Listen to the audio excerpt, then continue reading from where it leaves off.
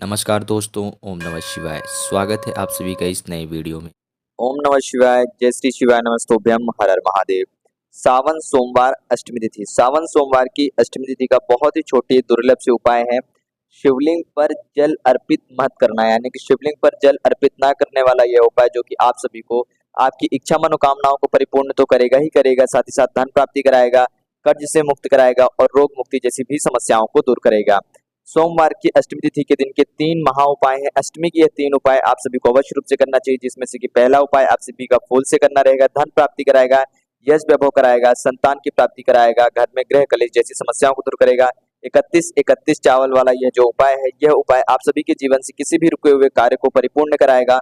और बिना जल अर्पित करने वाला यह उपाय आप सभी के जीवन में धन धान्य की, ऐश्वर्य कीर्ति की और कर्ज जैसी समस्याओं को दूर करके आप सभी की मनोकामना पूर्ति करने के लिए आप सभी की सहायता करेगा। तो कैसे करना है शिवलिंग पर जल अर्पित नहीं करने वाला यह छोटा सा दुर्लभ सा अनोखा उपाय, संपूर्ण विधि संपूर्ण जानकारी जानेंगे और समझेंगे सोमवार की अष्टमी तिथि के दिन का यह विधिवत सा उपाय पूज्य गुरुदेव जी की अनुकंपा कृपा से। तो चलिए जानते हैं और समझते हैं कि हम सभी इन तीनों उपायों को कैसे कर सकते हैं, किस क्रिया अनुसार करना है और सोमवार की अष्टमी तिथि को और भी विशेष कैसे बना सकते हैं।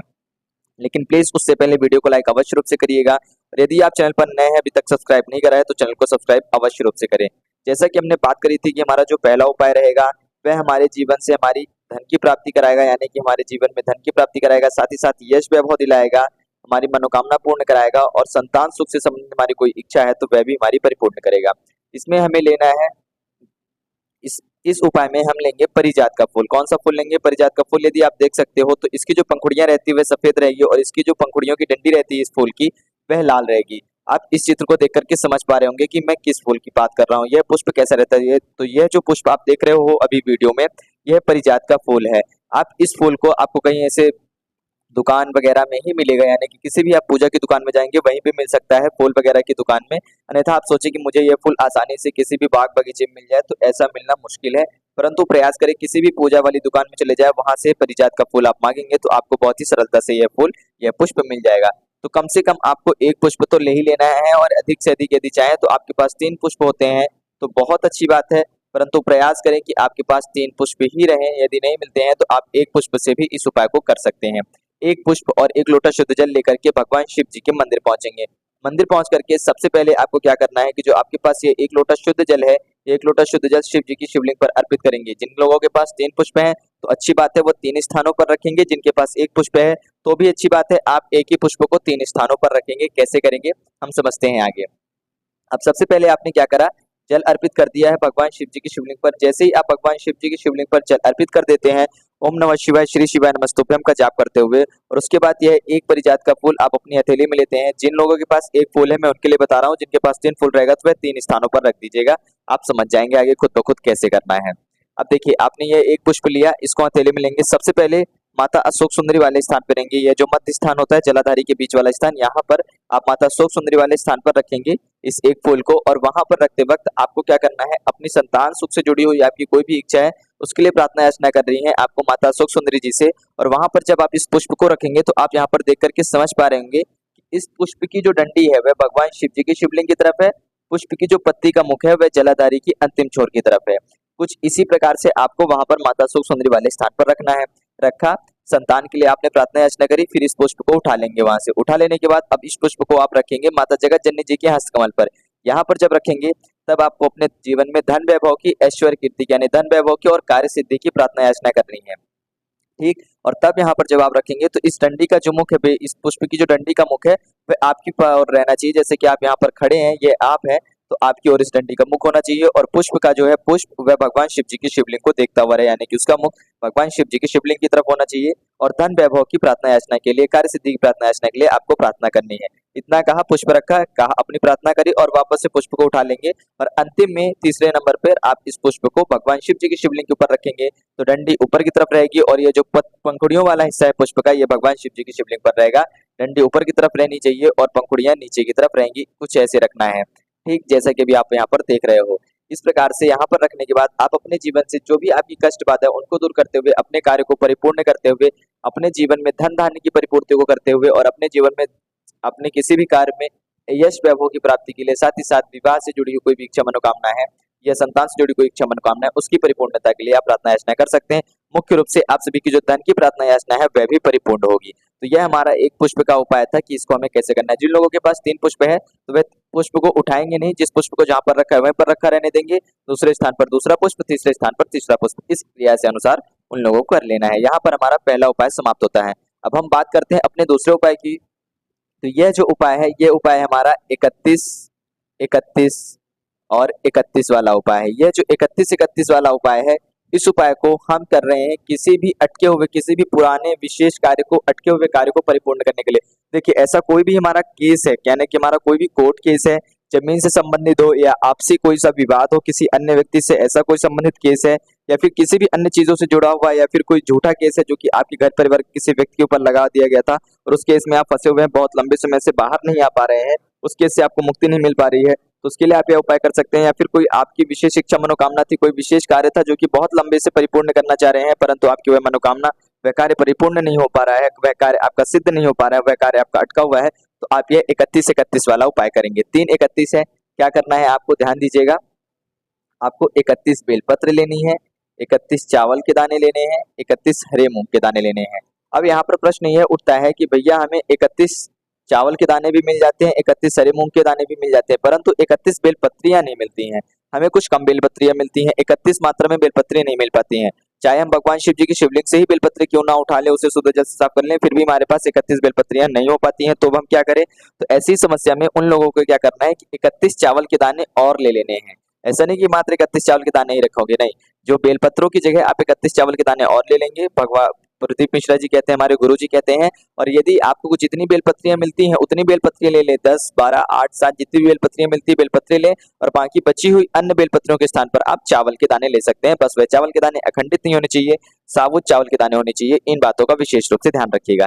यह सामग्री ले ली, इसको लेकर के भगवान शिव जी के मंदिर पहुंचेंगे। जैसे ही आप मंदिर पहुंचते हैं अष्टमी तिथि पर, सोमवार की अष्टमी तिथि पर, सुबह से लेकर के संध्या तक के समय में, तो सबसे पहले क्या करेंगे कि जो आपके पास 31 चावल के दाने थे, इस 31 चावल के दानों को आपको भगवान शिव जी की शिवलिंग के पास जाना है, यानी मंदिर के पास जाएंगे, गर्भगृह के पास जाएंगे, और गर्भगृह का जो चौखट होता है, मंदिर के अंदर जाने पर जो भगवान शिव जी की शिवलिंग का गर्भगृह का जो चौखट है, वहां पर अपने सीधे हाथ की ओर श्री शिवाय नमस्तुभ्यम का जाप करते हुए और ईदम अक्षतम ओम नमः शिवाय का जाप करते हुए आप सभी को वह 31 चावल के दाने भगवान शिव जी की शिवलिंग के पास जाकर के चौखट के नजदीक समर्पित कर देना है, एक कोने में।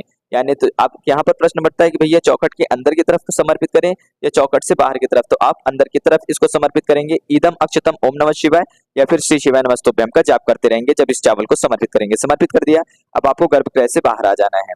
बाहर आ गए, अब क्या करेंगे, आपके पास जो हरे मूंग के दाने हैं, इन हरे मूंग के दानों को लेंगे। 31 हरे मूंग के दाने थे, इस हरे मूंग के दाने को लिया और भगवान नंदी जी के पास जाएंगे। नंदी जी के पास जाकर के आप क्या करेंगे कि नंदी जी के चरणों के पास जो उनका उठा हुआ वाला पांव रहता है ना, वहां पर पहुंच करके जो आपके पास 31 हरे मूंग के दाने हैं, तो श्री शिवाय नमस्तुभ्यम का जाप करते हुए यह 31 हरे मूंग के दाने आपको नंदी जी के चरणों के पास समर्पित कर देने हैं।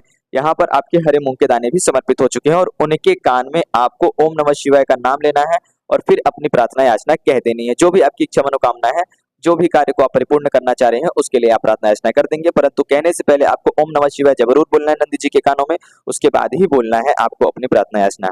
यहाँ पर आपके हरे मूंग समर्पित हो जाते हैं। अब बचते हैं आपके पास बेलपत्री। तो ध्यान दीजिएगा, जिन लोगों के पास 31 बेलपत्री है तो बहुत अच्छी बात है, जिनके पास 31 बेलपत्री की जगह चावल है तो भी, और जिनके पास चावल और बेलपत्र है वो भी, सभी लोग इन बातों को ध्यान से सुनेंगे। आपको क्या करना है कि हो सके तो पीला चंदन या लाल चंदन आप सभी को सभी बेलपत्रियों की इस बड़ी वाली पत्ती में एक एक बिंदी लगा देनी है। ठीक, जिन लोगों के पास चावल मात्र है तो वह चावल में अच्छे से पीला चंदन का लेपन कर लेंगे।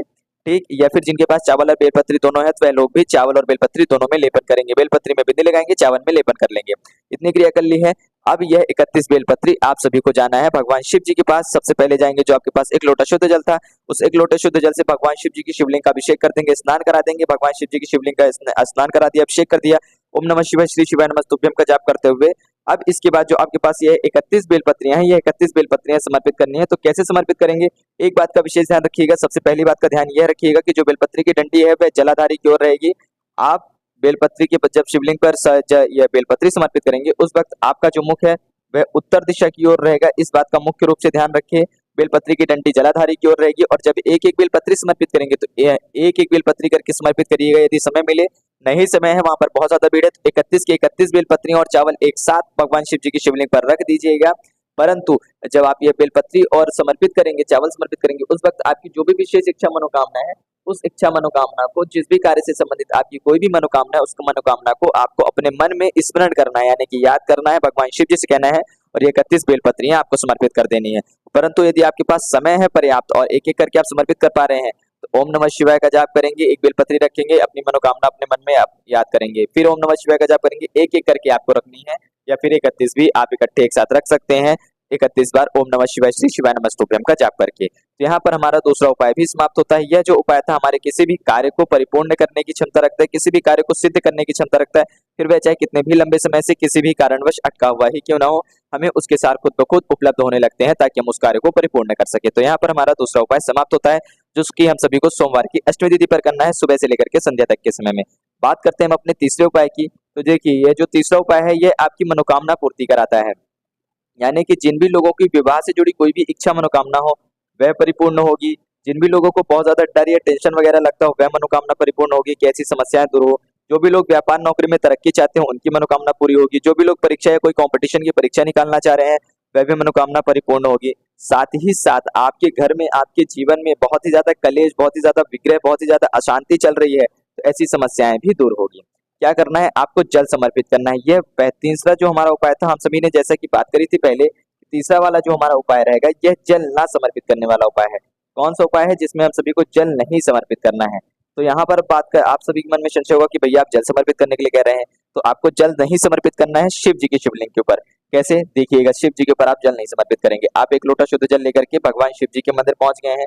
अब जब आप भगवान शिव जी के मंदिर पहुंच गए हैं, तो वहां पर सबसे पहले क्या करेंगे, आप कहाँ समर्पित करते हैं?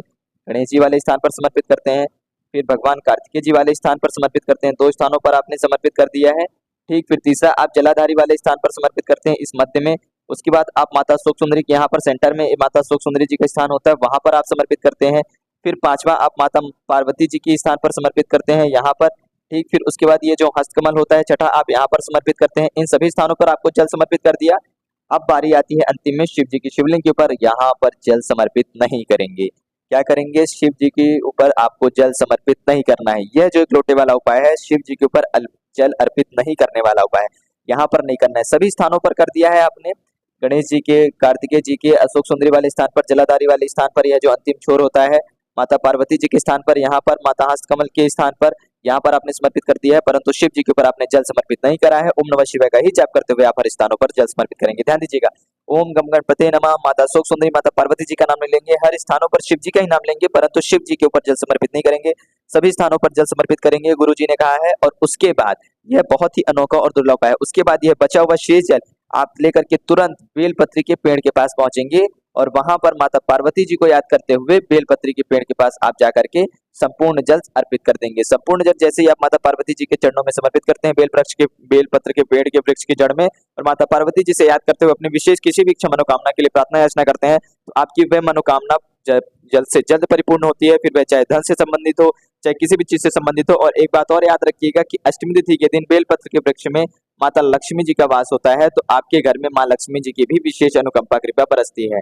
तो विशेष माता लक्ष्मी जी की अनुकंपा कृपा तो बरसेगी ही बरसेगी, साथ ही साथ आपकी कोई भी इच्छा मनोकामना है तो वह भी जल्द से जल्द परिपूर्ण होती है, क्योंकि महादेव जी जो है आपके ऊपर जल्द से जल्द और ज्यादा से ज्यादा अतिरिक्त ध्यान देते हैं कि आखिर ऐसी क्या समस्या आन पड़ी मेरे भक्त को कि उसने मेरे शिवलिंग पर आकर के मेरे परिवारजनों के हर स्थानों पर जल समर्पित करी, परंतु अंत में जो कि रोजाना मुझे जल अर्पित करता था, आज उसने मुझे जल अर्पित नहीं करा। तो इससे आप भगवान शिव जी का ध्यान जो है अपनी ओर आकर्षित करते हैं। भगवान शिव जी के पूर्ण परिवार को जल समर्पित करते हुए उन्हीं को ही यदि आप जल नहीं देते हैं, तो उनका पूरा ध्यान आपके ऊपर जाता है और वह समझते हैं कि मेरे भक्त किसी न किसी बड़ी दुविधा में है या कोई ना कोई संकट है जिससे वह परेशान है और इसको वह परिपूर्ण करना चाहता है। तो वह माता जी से प्रार्थना याचना करते हैं। भगवान शिव जी स्वयं माता जी से कहते हैं, माँ पार्वती जी से कहते हैं कि इस भक्त की जो भी इच्छा मनोकामना है उसे जल्द से जल्द परिपूर्ण करिएगा और इसे अपने जीवन में सुख शांति समृद्धि ऐश्वर्य कीर्ति दीजिएगा, ताकि यह अपने जीवन को सफलतापूर्वक परिपूर्ण कर सके और भगवान शिव जी की सेवा अर्चना कर सके, यानी कि यह भक्त अपने देव की, अपने त्रिदेव की सेवा अर्चना कर सके। इस प्रकार से हमारा तीसरा उपाय भी समाप्त होता है,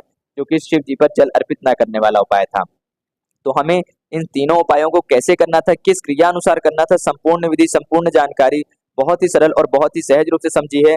यह जो परिजात वाले पुष्प का उपाय था, परिजात पुष्प वाला यह उपाय तो जरूर रूप से करिएगा। यदि आप कोई उपाय नहीं कर पा रहे हैं, यानी कि पहला और तीसरा उपाय, परिजात पुष्प वाला उपाय और जल न अर्पित करने वाले ये 2 उपाय तो जरूर करिएगा, क्योंकि अष्टमी तिथि बहुत ही विशेष तिथि होती है और जो कि सोमवार में पड़ जाए वो भी सावन सोमवार की अष्टमी तिथि बहुत ही ज्यादा विशेष, बहुत ही ज्यादा लाभदायक, बहुत ही ज्यादा दुर्लभ और अत्यंत फलदायक तिथियों में से एक है। तो इस तिथि का अवश्य रूप से इस्तेमाल करें और इस उपाय को जरूर करें। जो भी इच्छा मनोकामना होगी वह सबकी आप सभी की परिपूर्ण होगी।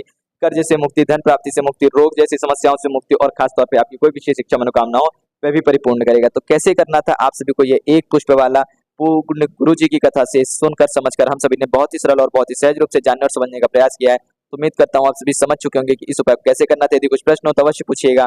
जय श्री शिवाय, नमस्तुभ्यम, हर हर महादेव, ओम नमः शिवाय।